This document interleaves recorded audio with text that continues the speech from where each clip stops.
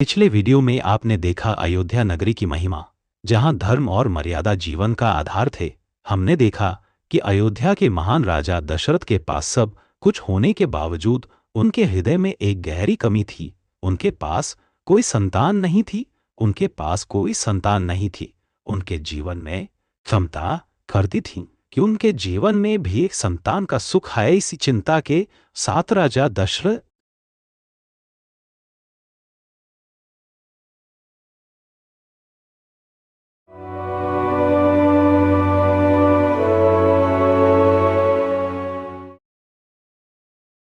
रामायण कथा, राजा दशरथ के चारों पुत्रों का गुरुकुल प्रस्थान।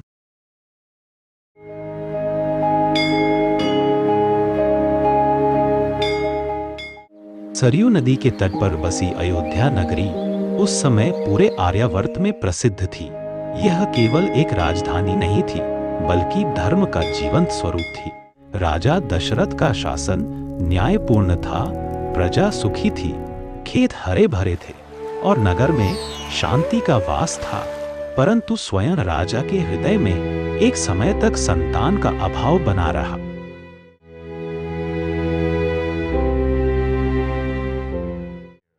ऋषियों की सलाह से राजा दशरथ ने पुत्र कामेष्टि यज्ञ कराया। यज्ञ की अग्नि में आहुति दी गई और देवताओं की कृपा से दिव्य प्रसाद प्राप्त हुआ। उसी प्रसाद से 4 पुत्रों का जन्म हुआ। चारों दिशाओं में आनंद फैल गया। देवताओं ने पुष्प वर्षा की। अयोध्या में उत्सव मनाया गया। समय बीतता गया। राम गंभीर थे, पर करुणामय। उनकी दृष्टि में अहंकार नहीं, केवल कर्तव्य था। भरत विनम्र थे, दूसरों के सुख में अपना सुख देखते थे। लक्ष्मण सदैव सजग रहते, जैसे हर क्षण किसी की रक्षा के लिए तत्पर हों। शत्रुघ्न शांत थे, कम बोलते, पर हर कार्य में निष्ठावान। राजा दशरथ यह सब देखकर जानते। गुरु वशिष्ठ राजमहल आए। राजा दशरथ ने विनम्रता से कहा, गुरुदेव, अब इन बालकों की शिक्षा का समय आ गया है। गुरु वशिष्ठ बोले, राजन, इन्हें गुरुकुल भेजिए। राजा विद्या के साथ संस्कार सीखेंगे। राजा दशरथ का हृदय भारी हो गया, पर वे जानते थे राजा होने से पहले वे पिता हैं और पिता होने से पहले कर्तव्यबद्ध मनुष्य। शुभ दिन निश्चित हुआ। चारों राजकुमारों का उपनयन संस्कार संपन्न हुआ। मंत्र गूंजे। यज्ञ की अग्नि साक्षी बनी। चारों ने ब्रह्मचर्य का व्रत लिया। अब वे केवल राजकुमार नहीं, बल्कि शिष्य बन चुके थे। माताओं की आंखों में आंसू थे। कौशल्या ने राम को गले लगाया। सदैव धर्म का पालन करना। कैकेयी ने भरत को आशीर्वाद दिया, विनम्र रहना, सत्य से कभी ना डिगना। सुमित्रा ने लक्ष्मण और शत्रुघ्न से कहा, सेवा ही तुम्हारा सबसे बड़ा धर्म है। राजा दशरथ ने कहा, गुरु का आदेश ही तुम्हारा जीवन मार्ग होगा।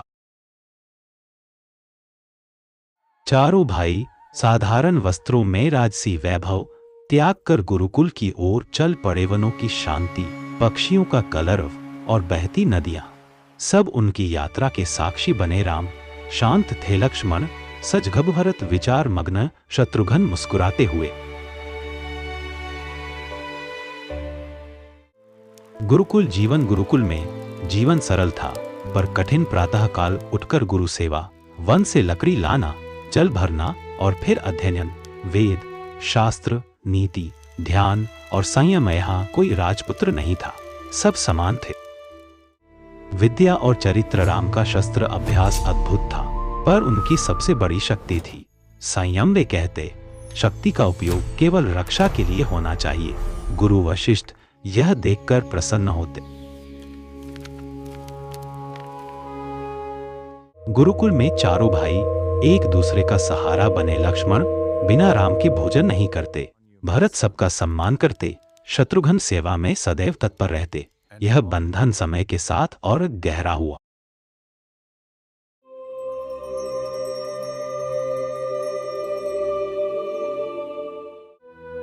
वर्षों बाद गुरु वशिष्ठ ने कहा, अब तुम शिक्षा में पूर्ण हो। चारों भाइयों ने गुरु के चरणों में प्रणाम किया। गुरु ने आशीर्वाद दिया, सदैव धर्म के पथ पर चलना।